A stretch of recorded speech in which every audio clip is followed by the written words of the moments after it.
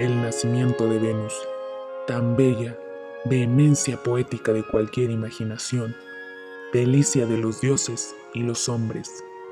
Ante ti, diosa, huyen los vientos, las nubes del cielo, ante ti tu llegada, a ti te envía fragantes flores la artista tierra, contigo ríe sonoramente la superficie del mar, y el cielo resplandece suavemente ante ti, inundado de luz. ¿Qué mortal pudo invocar tan seductora divinidad? Solo uno de pincel poderoso, Sandro Botticelli.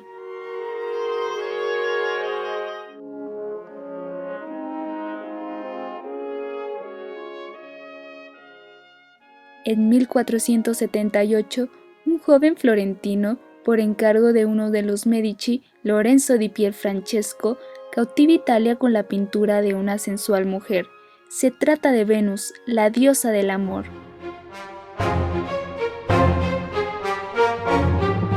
De los genitales del dios Urano, cortados por su hijo Cronos y arrojados al mar, es ahí donde Venus emerge.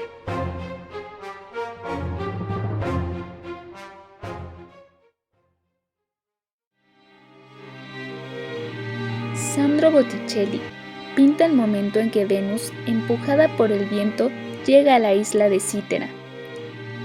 En el centro del universo, la encantadora posa sobre una gran concha. Largos y brillantes cabellos acarician su figura de ensueño. ¿Acaso púdica? Pues con su brazo derecho apenas cubre sus delicados pechos y con el izquierdo oculta el pubis, indicando modestamente su sublime poder. La radiante joven no está sola. El dios del viento, Céfiro, la acompaña y la refresca con un prolongado soplido.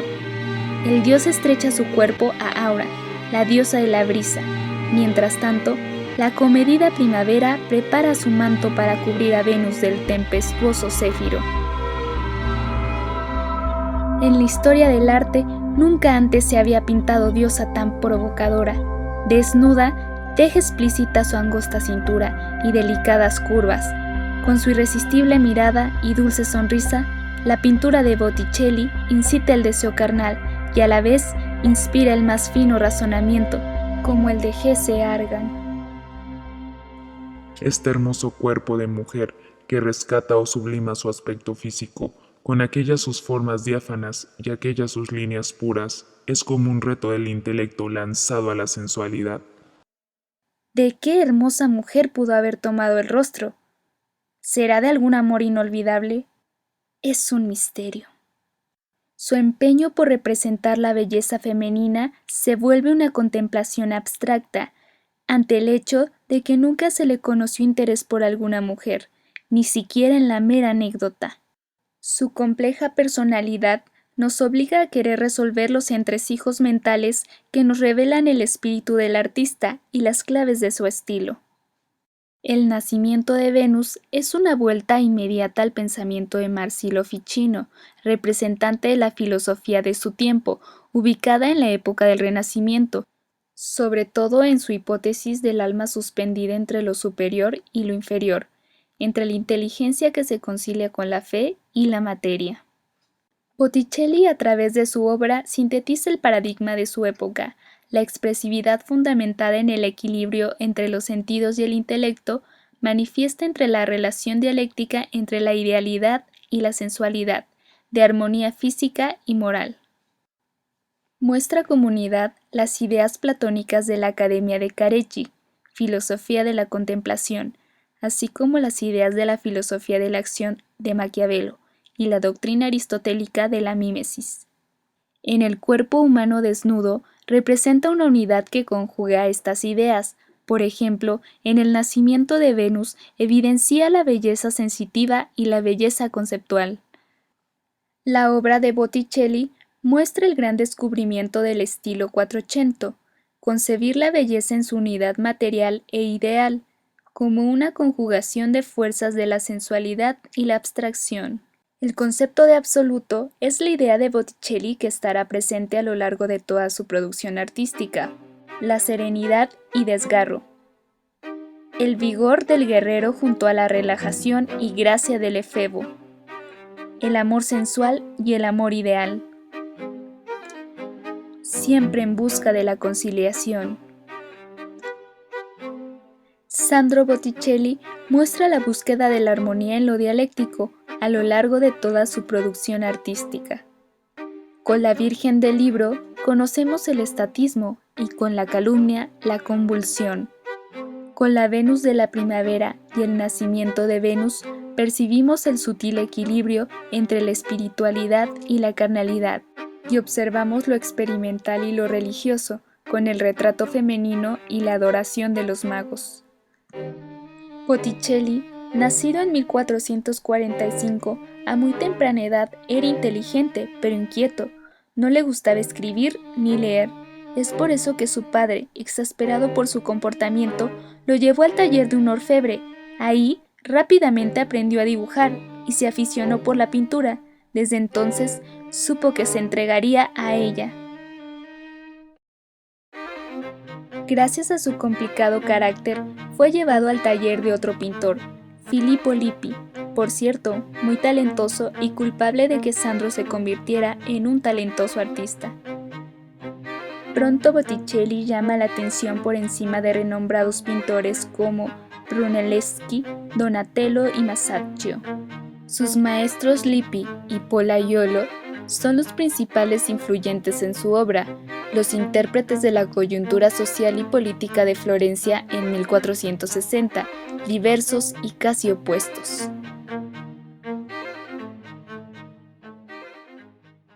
En la primera etapa de su obra, alrededor de 1465, Botticelli plasma una orientación sobre dos interpretaciones totalmente distintas, representadas por la escuela de sus profesores. De un lado, el naturalismo intelectual, lo experimental y lo laico de Pollaiuolo, al que se inclinaba más, y por otro, el humanismo de Lippi, dispuesto a recuperar todo lo que nuevamente pudiera considerarse de actualidad, proveniente de recursos como el misticismo, la alegoría y la religión. A Lippi lo vemos en el San Sebastián y a Pollaiuolo en la fortaleza del Tribunal de Comercio. En el primer periodo de vida artística de Sandro también se encuentran un grupo de cuadros dispersos por varios museos, fechados de la época 1464 a 1467. Se tratan de las obras que reproducen los prototipos de Lippi, como la Virgen con el Niño y un Ángel, en Florencia, la Virgen Habermayer, en Nueva York.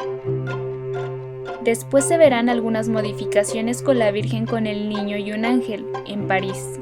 Algunos historiadores de arte cuentan que Botticelli frecuentaba entre 1467 y 1470 el taller de Verrocchio, donde también Leonardo da Vinci realizaba su aprendizaje y donde posiblemente toma parte del estudio del naturalismo y de la representación del volumen. En este periodo, en la pintura, encontramos dos vertientes, la escuela florentina y la veneciana. La primera goza de grandes artistas. Tommaso di Giovanni, mejor conocido como Masaccio, quien viene a ampliar la tradición estableciendo por Giotto, Andrea Mantega, Miguel Ángel, Sandro Botticelli, Leonardo da Vinci, y tiene un sumo interés en el concepto plástico lineal, en las formas, el dibujo de contorno que define y recorta los perfiles de carácter casi escultórico y la perspectiva lineal, que a diferencia de la veneciana, esta mantenía el concepto pictórico, es decir, el interés por el color. La escuela florentina cultiva la forma de manera diferente, lo hace por medio de la luz y el color, y con ello busca una perspectiva atmosférica.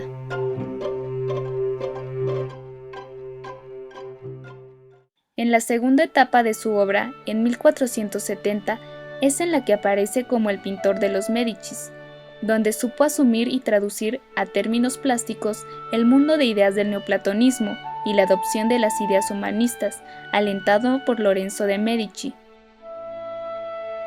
Se vuelve explícita en la primavera, Venus y Marte, y el nacimiento de Venus, su inclinación sobre la representación de lo espiritual y lo carnal. La primavera se convierte en la obra maestra de Botticelli, a partir de la cual será mundialmente reconocido. Esta pintura se encuentra entre los cuadros más discutidos de la historia del arte occidental.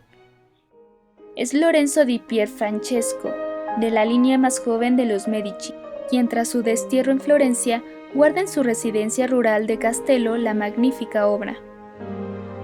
Un inventario de todas las propiedades de los Medici, elaborado en 1499, sitúa la primavera como la ornamentación de una sala situada en la planta baja.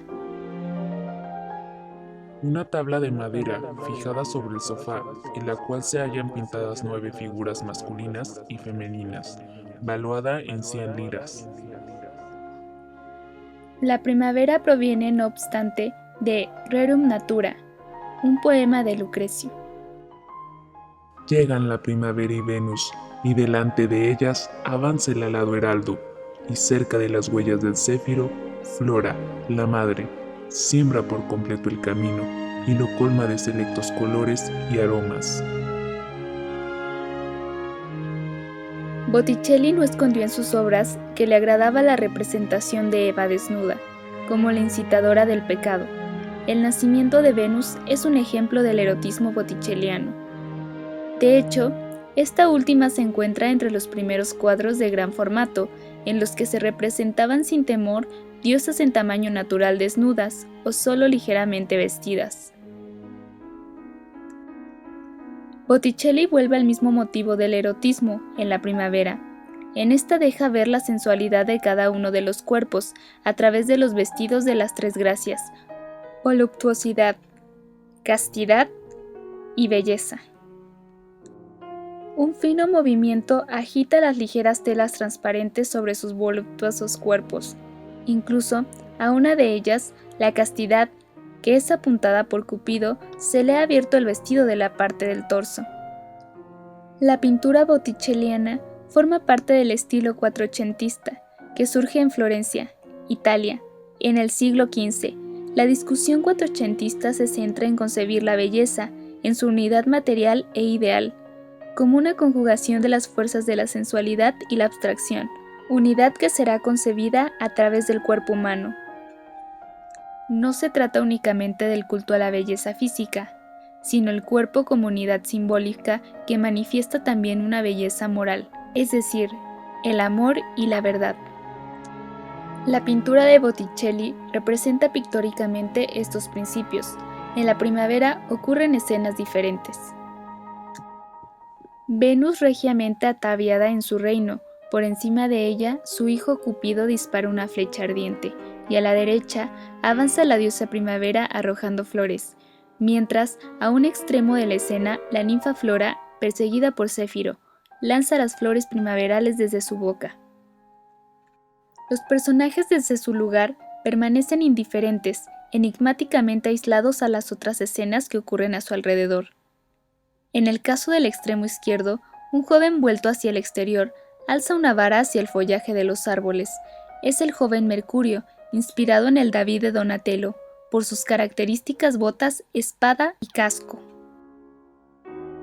Debajo del querubín, cegado que apunta una de sus flechas a una de las gracias, está una mujer de un enigmático e indeterminado rostro. Su mirada es intensamente percibida por el espectador, pero no se sabe si es de afecto, desdén o compasión, si realmente se está ocupando del mundo exterior o está mirando hacia su propio interior, como si solo reconociera a sus propios pensamientos. Su profunda mirada se debe a sus párpados superiores, que cuelgan, llegando a cubrir incluso los bordes de sus pupilas, lo que produce una singular atmósfera melancólica.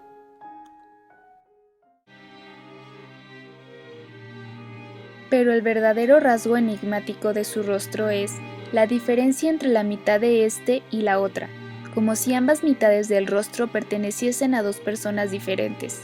Si cubrimos alternadamente una mitad y luego la otra del rostro, se producen de manera casi fantasmagórica dos personas distintas con diversos estados de ánimo. Tanto más se mira, se termina confundido por ella o por uno mismo. Esta misteriosa mujer es la diosa Venus. Atrás de ella se expande la vegetación en una especie de aureola, como si Venus fuera una Madonna.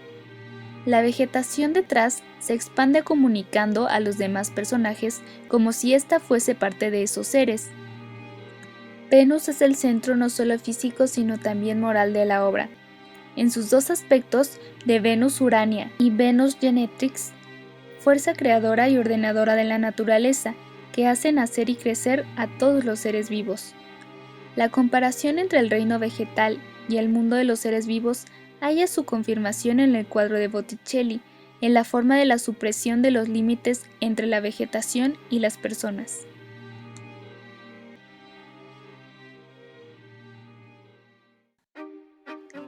Al extremo derecho ocurre el rapto de Cloris por Céfiro. El rapto de Cloris es una clara escena de violencia sexual, pues Cloris es raptada en contra de su voluntad. Cloris es descrita por Ovidio como una ninfa terrestre bella, pero algo torpe, quien tras haber sido raptada por Céfiro se convirtió en una diosa floral de la primavera. Otra era Cloris, ahora me llamo Flora.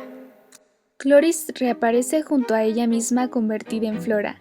Avanza, erguida y orgullosa, ahora como esposa de Céfiro. Una vez más, se hace presente uno de los temas centrales del 480, la conciliación y la conflictividad entre el amor sensual y el ideal, entre la sensualidad y sabiduría, bajo el principio metafísico de la belleza.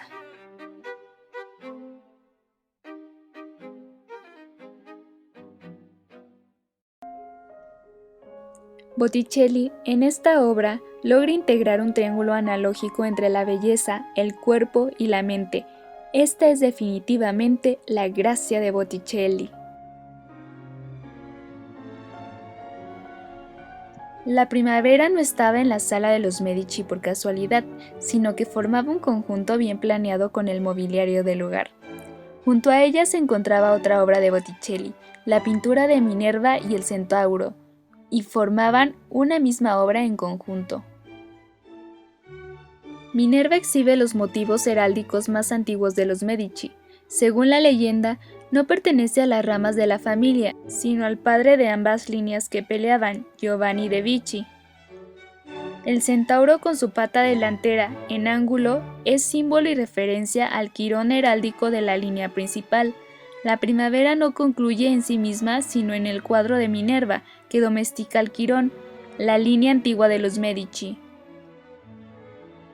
Una tercera etapa se identifica a partir de 1472, donde Botticelli se aleja del pensamiento neoplatónico y lo sustituye por las ideas del fraile Savonarola. Aquí, sus obras tienen un carácter lírico y predomina el uso de la alegoría. En esta etapa, limpia de su obra el concepto de espacio y el concepto de acción. Se sustrae de toda incitación histórica, transformando la acción en contemplación, y alcanza con ello la meta más auténtica de su arte, el mito. Todos estos aspectos los encontramos en la Anunciación de los Uffizi, el Medallista, el Díptico de Judith y el descubrimiento del cadáver de Olófones, entre otras.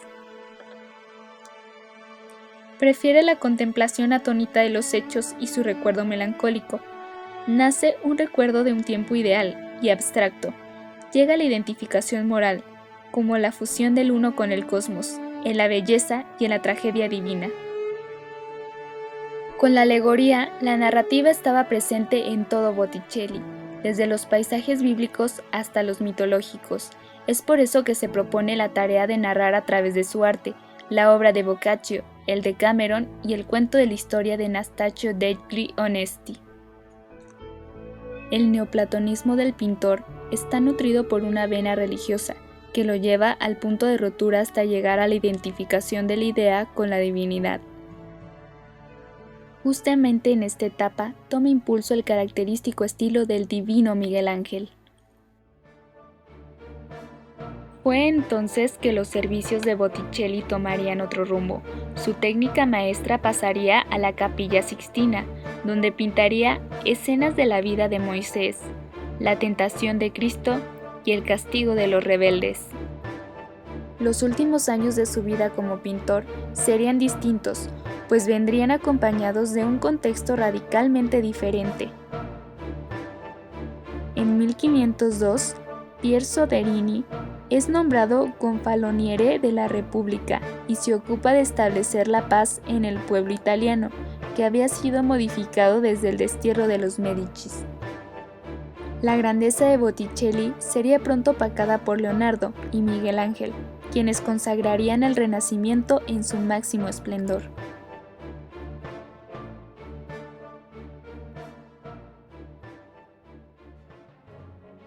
Así fue como la grandeza de Botticelli se reflejaría en su última obra, Historia de San Zenobio, en 1500, dedicada a Filippo Lippi, y sería la misma Italia la que lo vio morir un 17 de mayo de 1510.